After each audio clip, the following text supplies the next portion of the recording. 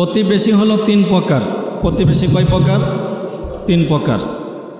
একটা হলো অমুসলমান প্রতিবেশী, আরেকটা হলো মুসলমান প্রতিবেশী, আরেকটা হলো আত্মীয়।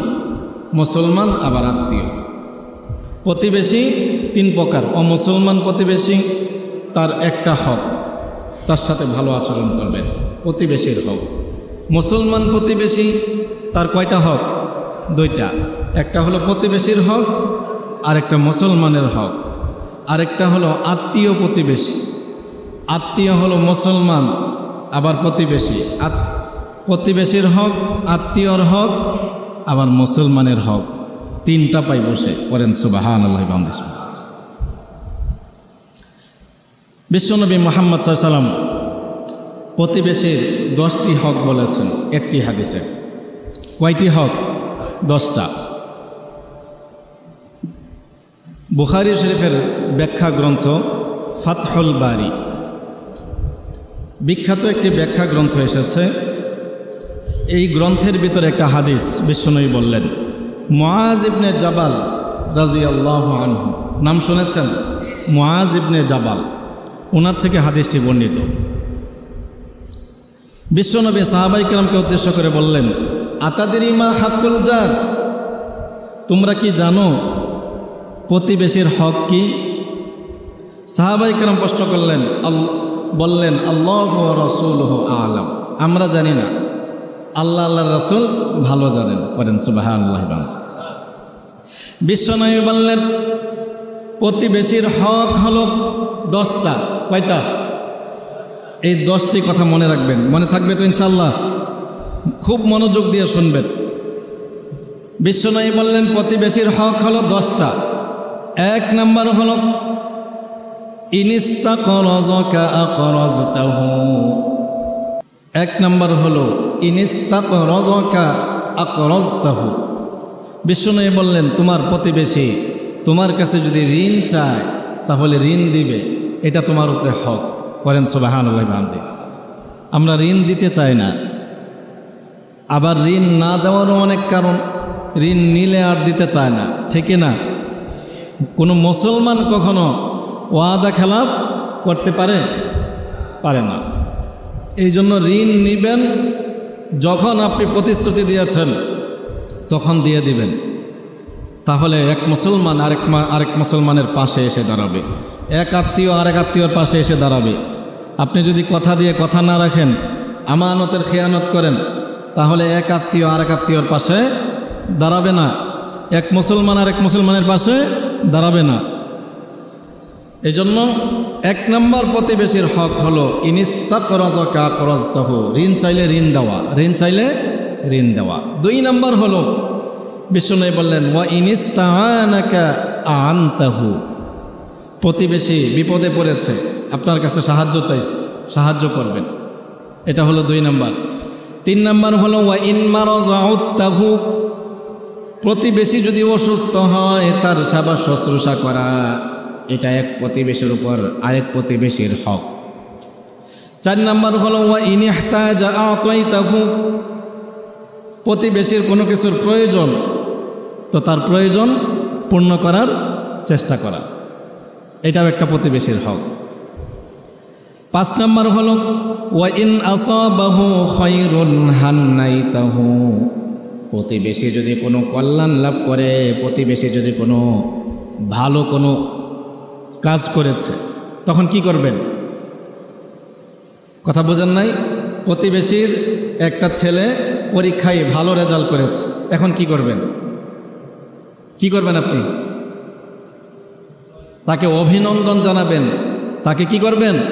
ধন্যবাদ দিবেন, অভিনন্দন জানাবেন, বলবেন মাশাআল্লাহ মাশাআল্লাহ, আহসানুল জাযা জাযাকাল্লাহ খায়র ফিদ দারাইন। করবেন তো ইনশাআল্লাহ? এখন করে না, করে প্রতিবেশীর কেউ যদি ভালো রেজাল্ট করে বলে ধুর, তার থেকে আমার ছেলে কম নাকি, তার থেকে আমার ছেলে কম নাকি। প্রতিবেশী যদি কোনো ভালো চাকরি পায়, ঘুষ দেয়া পাইছে, ঘুষ দিস, এগুলো আছে না নাই? আপনাদের এলাকায় আছে? আছে আছে? বাম দিক থেকে কথা শুনে না মনে হয়, বাম সাইডে যারা আছেন আমার, আপনারা কি শুনতে পাচ্ছেন আমার কথা? শোনে না। ডান দিক দিয়ে যারা আছেন সারা শব্দ দেন, একটা তাকবীর দেন সকলেই, লিল্লাহি তাকবীর। কেউ তাকবীর দিল না, মনে হয় আল্লাহর নাম বললে গুনাহ। আল্লাহর নাম নিলে গুনাহ নাকি? গুনাহ না সব? দেখব এবার সকলেই এক বাক্যে এই গলার সাউন্ডটা দিয়েছেন কে? ওই আল্লাহর নাম নিব আমরা এক বাক্যে, একজনও চুপ থাকবো না, সকলেই বলি লিল্লাহি তাকবীর। আরেকটা তাকবীর দেই, লিল্লাহি তাকবীর। তাহলে প্রতিবেশীর পঞ্চম নম্বর হক হলো, প্রতিবেশী যদি কোনো কল্যাণ লাভ করে তাকে অভ্যর্থনা জানাবেন, অভিনন্দন জানাবেন, মাশাআল্লাহ মাশাআল্লাহ, তোমার ছেলে ভালো রেজাল্ট করেছে, দোয়া করি আরও বড় হোক। তোমার ছেলে ভালো চাকরি পেয়েছে, দোয়া করি আরও ভালো থাকুক। করবেন তো? করবেন তো? প্রতিবেশীর 6 নম্বর হক হলো, ওয়া ইন আসাবাতহু মুসিবাতুন আযাইতাহু, প্রতিবেশী যদি কোনো মুসিবতে পড়ে তখন তাকে সাহায্য করা। সাহায্য করেন? করে না। মানুষ এখন প্রতিবেশী বিপদে পড়লে সাহায্য করে না, বরং এক প্রতিবেশী অপেক্ষায় থাকে আরেক প্রতিবেশী কখন বিপদে পড়বে। কথা বলেন? কিন্তু এটা করবেন না, এটা করেন না। মনে রাখবেন আপনাকে মরতে হবে, এটা করবেন না। এই দুনিয়া সাময়িক। আপনার প্রতিবেশী আপনার সাথে খারাপ আচরণ করেছে, আপনি বিনিময়ে ভালো আচরণ করবেন। রাজি আছেন না ইনশাআল্লাহ? প্রতিবেশীর 7 নম্বর হক হলো, ওয়া ইযা মাতা ইত্তাবাতা জানাজাতাহু, প্রতিবেশী যখন মারা যাবে তখন তার জানাজায় আপনি শরীক হবেন। করবেন তো ইনশাআল্লাহ? জানাজায় যাবেন। প্রতিবেশীর 8 নম্বর হক হলো, ওয়ালা তাস্তাতিলু আলাইহি বিল বিনা ফাতাহজুবু আনহু রিহা ইল্লা বিইذনি, প্রতিবেশীর অনুমতি ছাড়া আপনি 5 তলা 10 তলা বড় বড় বিল্ডিং, দালান কোঠা, উঁচু দেওয়াল আপনি বানাতে পারবেন না। এটা ইসলাম বলে। ইসলাম কত সুন্দর, কত পরিপাটি, কত চমৎকার। আপনার জায়গা আপনি চাইলেই 5 তলা বিশাল উঁচু উঁচু দালান কোঠা আপনি বানাতে পারেন না, কিন্তু এখন সেটা হচ্ছে।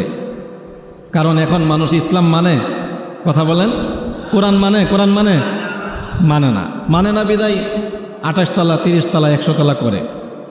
কিন্তু মানুষ যদি কোরআন মানত, মানুষ যদি হাদিস মানত, তাহলে বাসার দেওয়াল বিশাল উঁচু করে বানাতে পারত না।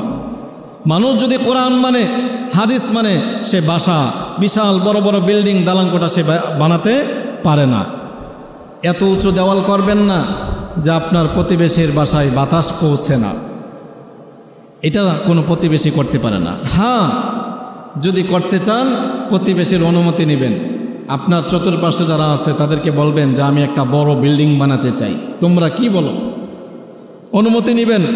তারা যদি বলে হ্যাঁ বানান, তো আপনি বানাবেন। এই অনুমতিটা নেওয়া, এটা সুন্নাহ। এটা কি সুন্নাহ? এটার নাম ইসলাম। এটাই রাসূলের আদর্শ। বিশ্বনবী হলেন আমাদের মডেল, ঠিক না? এটা আল্লাহর কথা। কার কথা? আল্লাহর কথা। এরপরে বিশ্বনবী বললেন, প্রতিবেশীর 9 নম্বর হক হলো, ওয়ালা তুযিহি বিরিহিন কিদরিকা ইল্লা আন তাগরিফা লাহু, প্রতিবেশীর 9 নম্বর অধিকার হলো, তুমি যদি ভালো ভালো রান্না করো প্রতিবেশীকে কিছু দাও। আপনি গোশত রান্না করেছেন, পোলাও, খুরমা, বিরিয়ানি রান্না করেছেন, একটু ভালো রান্না করেছেন, ওই খাবারের ঘ্রাণ প্রতিবেশীর বাসায় যায় কি যায় না? প্রতিবেশীর বাসায় যায় কি যায় না? যায়। তো বিশ্বনবী বললেন, তুমি যদি কাউকে খাবার দিতে না পারো, ঘ্রাণ দিয়ে তাকে কষ্ট দিও না। আপনারা মনে আমার কথা বোঝেন না। প্রতিবেশীকে আপনি সাহায্য করতে না পারেন, তাকে ঘ্রাণ দিয়ে কষ্ট দিবেন না। গোশত পোলাও রান্না করেছেন, দরজা জানালা বন্ধ রাখবেন, দরজা জানালা বন্ধ রাখবেন, যেন আপনার ভালো তরকারির ঘ্রাণ, ভালো রান্নার ঘ্রাণ যেন প্রতিবেশীর ঘরে পৌঁছে, প্রতিবেশীদের অন্তরে যেন এই কষ্টটা না আসে, যা আমরা তো ভালো খাবার খেতে পারি না, ওরা শুধু ভালো ভালো খাবার খায়। এই যে একটা আফসোস, মনের ভিতরে একটা শব্দ যেন না আসে। ঠিক আছে না ইনশাআল্লাহ? আর যদি ভালো রান্নাই করতে হয়, ভালো গোস্ত রান্না করেছেন, পাশের বাসায় একটু পাঠিয়ে দিবেন বাচ্চাদের জন্য। রাজি আছেন না ইনশাআল্লাহ?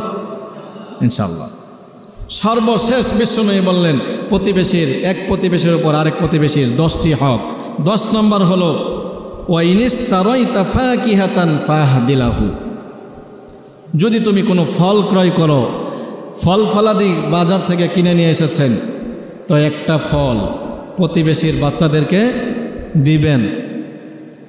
আর যদি দিতে না পারেন, আপনার মন ছোট, আপনি প্রতিবেশীকে দিবেন না, তো তাদের সামনে প্রকাশ্যে আপনি ফলটা নিয়েন না। কি করবেন? গোপনে এমন ব্যাগের ভিতরে ভরে নেবেন যেই ব্যাগের ভিতরে ফল ঢুকালে দেখা যায় না, বাহির থেকে দেখা যায় না। তাহলে প্রতিবেশীর বাচ্চারা আফসোস করবে না, আর নয় আফসোস করবে, বলবে তারা শুধু ফলাদি খায়, আল্লাহ আমরা তো খাইতে পারি না। এই যে আল্লাহর কাছে একটা অভিযোগ দিয়ে দিল, আপনার জন্য এটা ক্ষতির কারণ হতে পারে। মানুষকে দেখিয়ে খাবার খাবেন না, ভালো ভালো খাবার মানুষকে দেখিয়ে খাবেন না।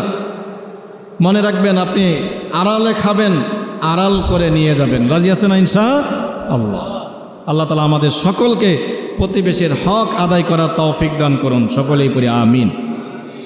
আজকে আলোচনা করব স্বামী স্ত্রীর অধিকার। স্বামী স্ত্রীর অধিকার আছে না নাই? নাই না? আছে। মনে রাখবেন, এই পৃথিবীতে সবচেয়ে শান্তির মূল বুনিয়াদ, মূল ভিত্তি হলো একটা পরিবার, আর পরিবারের মূল ভিত্তি হলো স্বামী স্ত্রীর সম্পর্ক। ঠিক না? কথা বলেন। এই পৃথিবীতে আমরা দেখতে পাই যত বড় বড় ধনী আছে, বিল গেটস তার স্ত্রীর সাথে সারাসারি হয়ে গেছে। ঠিক না? যত বড় বড় ধনী পৃথিবীতে আছে, আমরা দেখতে পাই স্বামী স্ত্রীর সম্পর্ক তাদের টিকে নাই। যত বড় বড় সেলিব্রিটি আছে, তাদের স্বামী স্ত্রীর সম্পর্ক টিকে না। কি বুঝলেন? সম্পদ, ক্ষমতা আর টাকা পয়সা, বাড়ি গাড়ি, ধন সম্পদ যদি মানুষের শান্তির মূল ভিত্তি হতো, তাহলে বড় বড় সেলিব্রিটির, বড় বড় ধনীদের সম্পর্ক, দাম্পত্য জীবন কেন টিকলো না? এর দ্বারা বোঝা যায় এই পৃথিবীতে শান্তির মূল বুনিয়াদ হলো, মূল ভিত্তি হলো স্বামী স্ত্রীর মাঝে সুসম্পর্ক। দরকার আছে না নাই? স্বামী স্ত্রীর মাঝে সুসম্পর্ক যদি হয়, এই দুনিয়াটা হবে ওই ফ্যামিলির জন্য জান্নাত। পড়েন সুবহানাল্লাহ। ওরা না খেয়ে থাকবে, গাছতলায় থাকবে, বাঁশতলায় থাকবে, কিন্তু তারাই হলো এই পৃথিবীতে সবচেয়ে সুখী। ঠিকই না? আর যদি স্বামী স্ত্রীর মাঝে দ্বন্দ্ব থাকে, সব সময় স্বামী স্ত্রী ঝগড়া লেগেই থাকে, একে অপরকে সম্মান করে না, ইজ্জত করে না, গালিগালাজ করে, এরকম স্বামী স্ত্রী যদি হয়, ওইটার প্রভাব সন্তানের উপর পড়ে কি পড়ে না? সন্তান সন্ততির উপর পড়ে কি পড়ে না? পড়ে। সন্তান সন্ততি যদি দেখে যে আমার মা বাবার সাথে খুব ভালো সম্পর্ক আছে, মা বাবা খুব মিল মোহাব্বতে থাকে, ওইটার প্রভাবও সন্তান সন্ততির উপর পড়বে কি পড়বে না? আর তাদের ঘর থেকে যেই সন্তান হবে, তারা হবে সভ্য, ভদ্র, মার্জিত, সুশীল। পড়েন সুবহানাল্লাহ। আর যদি স্বামী স্ত্রীর সম্পর্ক ভালো না হয়, ওইটার প্রভাব সন্তানের উপর পড়বে। সন্তান হবে অসভ্য, অশৃঙ্খল, অশালীন। যেই সন্তান সন্ততি মা বাবাকে সারা জীবন দেখেছে কিল ঘুষি করতে, মারামারি করতে, অশ্লীল গালিগালাজ করতে, সেগুলোই শিখবে। এই জন্য স্বামী স্ত্রীর ভিতরে সম্পর্ক, মিল মোহাব্বত, ভালোবাসা গাঢ় হওয়ার জন্য কয়েকটি করণীয় আছে না নাই? ইসলাম কয়েকটা গাইডলাইন দিয়ে দিয়েছে, কোরআন কয়েকটা দিক নির্দেশনা দিয়েছে, হাদিস কয়েকটা দিক নির্দেশনা দিয়েছে। এগুলো যদি কেউ ফলো করে, এই গাইডলাইনগুলো যদি কেউ মেনে চলে, ওই স্বামী স্ত্রীর ভিতরে 100% ভালোবাসা, সম্প্রীতি, মিল মোহাব্বত সৃষ্টি হয়ে যাবে। পড়েন সুবহানাল্লাহ। এই জন্য স্বামী স্ত্রী একে অপরের অধিকারের উপর সচেতন হওয়া, একে অপরের অধিকারগুলো মেনে চলা। স্বামীর কি কি হক আছে এগুলো স্ত্রী মেনে চলবে, স্ত্রীর কি কি হক আছে এগুলো স্বামী মেনে চলবে। স্বামীর কয়টা হক? 10টা। স্বামীর কয়টা হক? আবার স্ত্রীরও 10টি হক আছে। ইনশাল্লাহ আর অল্প সময়ের ভিতরে স্বামীর 10টি হক নিয়ে আলোচনা করব। সকলেই খুব মনোযোগ দিয়ে কান পেতে শুনবো। রাজি আছেন ইনশাআল্লাহ? স্বামীর 1 নম্বর হক হলো স্বামীকে সম্মান করবে স্ত্রী। স্ত্রী কি করবে? সম্মান করবে। স্বামী স্ত্রী দুজনেরই হক আছে, কিন্তু আল্লাহ তাআলা স্বামীকে দিয়েছেন কর্তৃত্ব আর স্ত্রীদেরকে দিয়েছেন অধিকার। পড়েন সুবহানাল্লাহি ওয়া বিহামদি। নারীদের অধিকার বেশি আর পুরুষদের হলো কর্তৃত্ব। কর্তৃত্ব কার? কর্তৃত্ব আর অধিকার দুইটা কিন্তু এক না। কর্তৃত্ব আর অধিকার দুইটা কি এক? একটু বোঝাই আপনাদেরকে। কর্তৃত্ব হলো, এখন যারা নারীবাদী করে চিল্লায় তারা বলে নারী পুরুষের সমান অধিকার। তাদের স্লোগান কি? নারী পুরুষের সমান অধিকার। তো নারী যদি চাকরি করে, পুরুষ যদি চাকরি করে, নারীকেও চাকরি করতে হবে। পুরুষ 10,000 টাকা কামাই করে, নারীও 10,000 টাকা কামাই করবে। এটা হলো তাদের কথা। কিন্তু ইসলাম বলে না, নারী পুরুষের সমান অধিকার নয়, নারীর অধিকার বেশি, পুরুষের অধিকার কম, কিন্তু পুরুষের কর্তৃত্ব। করেন সুবহানাল্লাহ। সূরা নিসার ভিতরে আল্লাহ বলছেন 34 নম্বর আয়াত, আর-রিজালু কাওয়ামুনা আলান নিসাই বিমা ফাদ্দালাল্লাহু বা'দাহুম আলা বা'দ ওয়া বিমা আনফাকু মিন আমওয়ালিহিম। আল্লাহ বললেন আমি পুরুষদেরকে দিয়েছি কর্তৃত্ব। তার 2টা কারণ। পুরুষদেরকে কর্তৃত্ব দিয়েছে, তার কয়টা কারণ? কথা বলেন কয়টা কারণ? 2টা। 1 নম্বর হলো আল্লাহ দিয়েছেন তো দিয়েছেন। আল্লাহর কর্তৃত্বের উপরে কারো কোনো প্রশ্ন করা যাবে? রব্বুকা ইয়াখলুকু মা ইয়াশা ওয়া ইয়াখতার।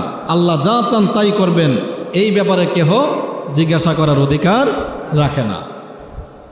এই হলো 1 নম্বর কারণ। 2 নম্বর কারণ হলো ওয়া বিমা আনফাকু মিন আমওয়ালিহিম। পুরুষরা তাদের সম্পদ নারীদের উপর ব্যয় করে, স্ত্রীদের উপর ব্যয় করে। পড়েন সুবহানাল্লাহি ওয়া বিহামদিহি।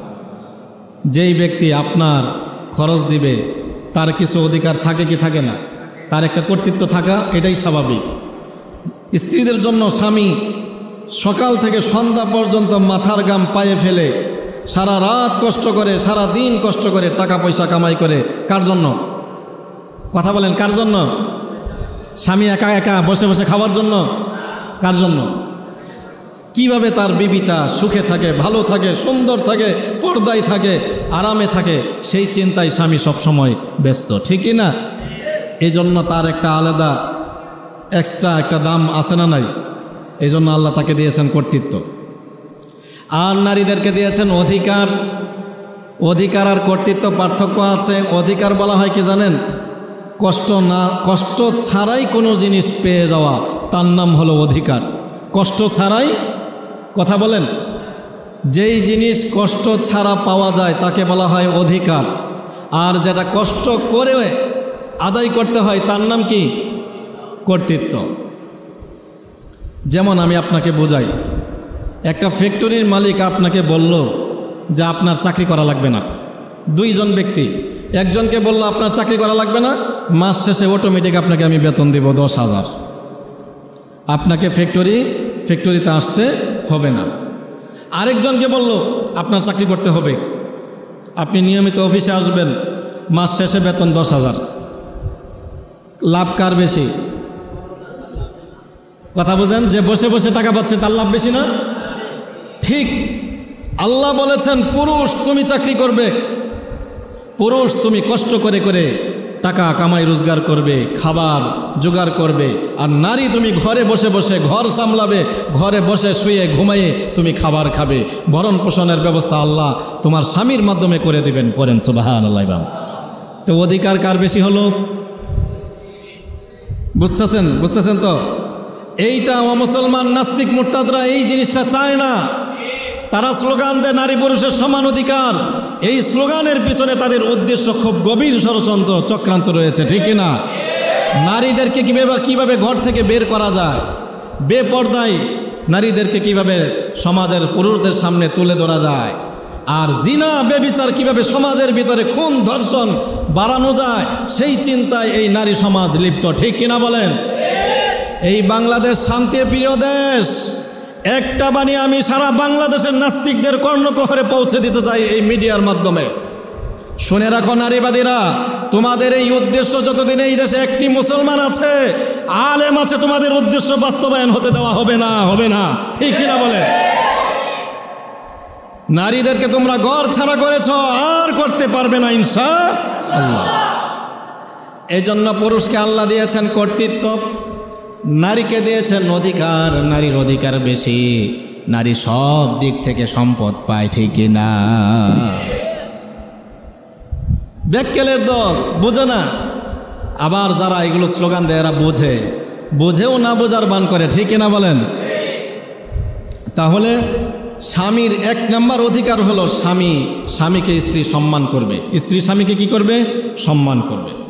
বিশ্বনবী মুহাম্মদ সাল্লাল্লাহু আলাইহি ওয়াসাল্লাম বলেছেন, তিরমিজি শরীফের হাদিস 1159 নম্বর হাদিস, বিশ্বনবী বললেন, লাউ কুনতু আমিরান আহাদান আন ইয়াসজুদা লি আহাদিন লা উমিরতুল মারআতা আন তাসজুদা লি যাওজিহা। বিশ্বনবী বললেন, আল্লাহ ছাড়া আমি যদি আর কাউকে সেজদা করার হুকুম দিতাম, তাহলে প্রত্যেকটা স্ত্রীকে হুকুম করতাম, তোমরা তোমাদের স্বামীকে সেজদা করো। আল্লাহু আকবার! কত বড় কথা! আল্লাহ ছাড়া আর কাউকে সেজদা করার হুকুম দিলে স্ত্রীদেরকে বলতেন স্বামীকে সেজদা করো। সেজদা কি জিনিস জানেন? এই পৃথিবীতে আপনাকে যদি কেউ কোটি কোটি টাকা দেয়, তাকে সেজদা করা জায়েজ আছে? একজনে আপনাকে গাড়ি দিয়েছে, বাড়ি দিয়েছে, নারী দিয়েছে, কোটি কোটি অগণিত টাকা দিয়েছে, সুযোগ সুবিধা দিয়েছে, তাকে আপনি সেজদা করতে পারবেন? বিনিময়ে আপনি সেজদা করতে পারবেন না।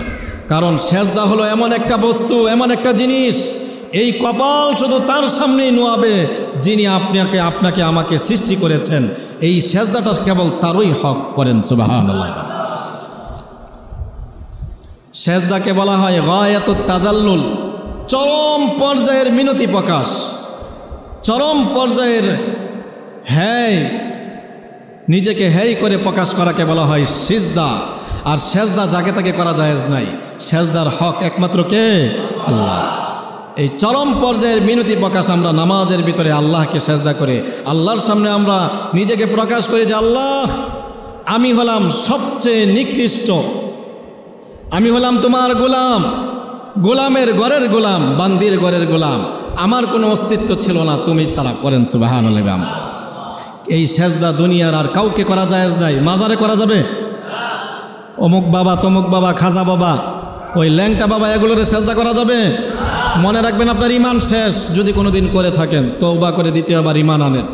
আর না হয় আপনাকে ইসলামী রাষ্ট্র হলে আপনাকে হত্যা করা জায়েজ, মনে রাখবেন।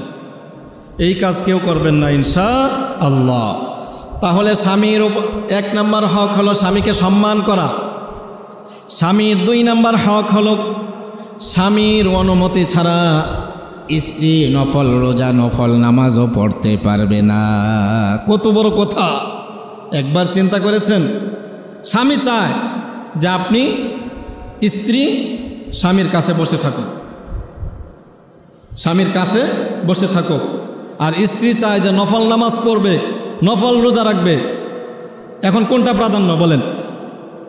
আপনারা ফতোয়া দেন, এখন এই মুহূর্তে কার মতামত প্রাধান্য পাবে? স্ত্রী চায় নফল রোজা রাখবে, নফল নামাজ পড়বে, আর স্বামী চায় না আমার স্ত্রী নফল রোজা রাখবে না, নফল নামাজ পড়বে না, সে আমার সেবা শুশ্রূষা করবে, আমার কাছে বসে থাকবে। কোনটাকে প্রাধান্য দিয়েছে কোরআন? দেখছেন? স্ত্রী নফল রোজা, নফল নামাজ পড়তে পারবে না, এটা বিশ্বনবী মুহাম্মদ সাল্লাল্লাহু আলাইহি ওয়াসাল্লাম হাদিসে পাকে বলে দিয়েছেন। হযরত আবু হুরায়রা রাদিয়াল্লাহু তাআলা আনহু থেকে হাদিসটি বর্ণিত, 5000 তিরমিজি শরীফের 5195 নম্বর হাদিস। বিশ্বনবী বললেন, লা ইয়াহিল্লু লিল মারআতি আন তাসুমা ওয়া যাওজুহা শাহিদুন ইল্লা বিইذনিহি। স্বামীর অনুমতি ছাড়া স্ত্রী নফল নামাজ, নফল রোজা রাখতে পারবে না। না, এটা হলো স্বামীর 2 নম্বর অধিকার। 3 নম্বর অধিকার হলো স্বামীর অনুমতি ছাড়া স্বামীর ঘরে কোনো পরপুরুষ, পর মানুষ, অন্য মানুষকে প্রবেশ করতে দিতে পারবে। এটাও আবার 5195 নম্বর হাদিস, বুখারীতে এসেছে। ওয়ালা তাযান ফি বাইতিহি ইল্লা বিইذনিহি, বিশ্বনবী বললেন, ও দুনিয়ার নারীরা শুনে রাখো, তোমাদের স্বামীর অনুমতি ছাড়া তোমাদের ঘরে কোনো পর মানুষ পর পুরুষকে প্রবেশ করতে দিতে পারবে না। আল্লাহু আকবার। 4 নম্বর, স্বামীর 4 নম্বর হক হলো স্ত্রী যখনই স্বামী ডাকবে তখনই স্বামীর ডাকে সাড়া দিবে। বলেন সুবহানাল্লাহ। বাম, কোনো স্ত্রী যদি স্বামীর ডাকে সাড়া না দেয়, পানিশমেন্ট আছে না নাই? শাস্তি আছে না নাই?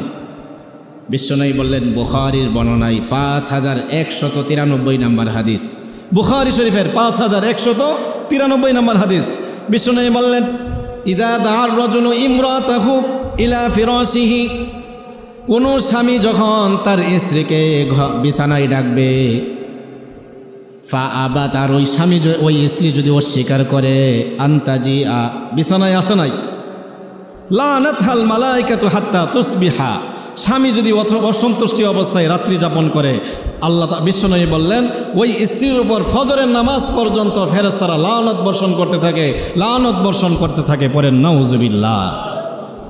তাহলে স্বামী যখনই বিছানায় ডাকবে, স্ত্রীর শরী কোনো উজর ছাড়া স্বামীর ডাকে ও স্বীকৃতি জানাতে পারে না।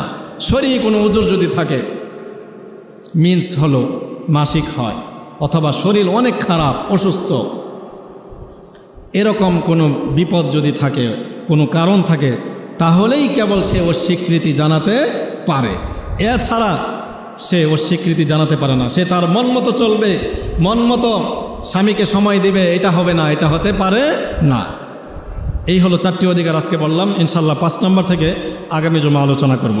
আল্লাহ তাআলা যেই কথাগুলো বললাম শুনলাম, আমাদের সকলকে আমল করার তৌফিক দান করুন। সকলেই পড়ি আমিন।